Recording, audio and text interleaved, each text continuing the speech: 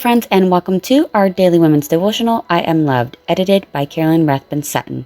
Today is March 22nd, and the title of our devotional is Lessons in an Airplane by Julie Bocock Bliss. Our Bible verse is found in Isaiah 55, verse 8 and 9. For my thoughts are not your thoughts, neither are your ways my ways, declares the Lord. As the heavens are higher than the earth, so are my ways higher than your ways, and my thoughts than your thoughts. Julie writes, while flying recently, I noticed how different everything looks from the sky. Familiar places on the ground look strange, if not unrecognizable. While enjoying my view from the plane, I thought about the difference a change in perspective can make. On the ground, one sees traffic and meets people, some grumpy and some ecstatic. But from my view in the plane, all below me seemed serene. In fact, I could see so much farther from the air than if I'd been on the ground. What I saw was a bigger picture of what I normally view from the ground. I thought about how God sees things differently than we do. While I couldn't see many details from my perspective in the airplane, God sees both the big picture and the minute that makes up our lives. He can because He is the Alpha and Omega. As creator of the universe, He knows so much more about everything than we do. So is it any wonder that things that might cause me stress and anxiety do not trouble Him at all? It's not that God doesn't care about whatever may be happening in my life right now, but rather that He sees the whole story. That's so unlike you and me, who have only a limited human perspective on our lives right now.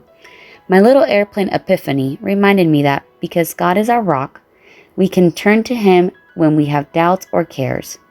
Because His perspective is different from ours, He can see the entire pictures of our lives, unlike our cloudy, narrow vision.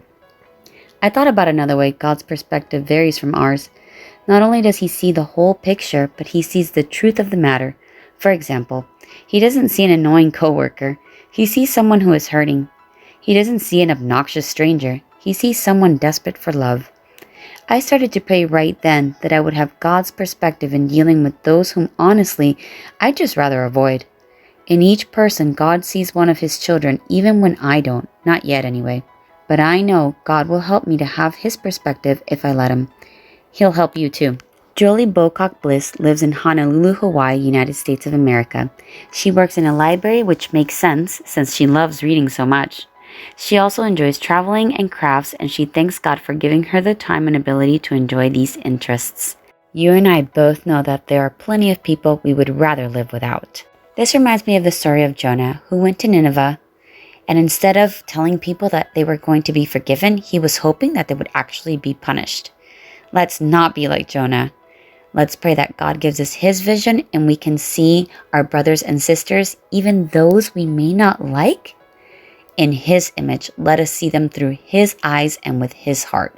Because just as I am a child of God, they are also a child of God. I hope that you guys learned something new today, that this may have opened up your eyes to seeing things in a new perspective, and I will see you again tomorrow.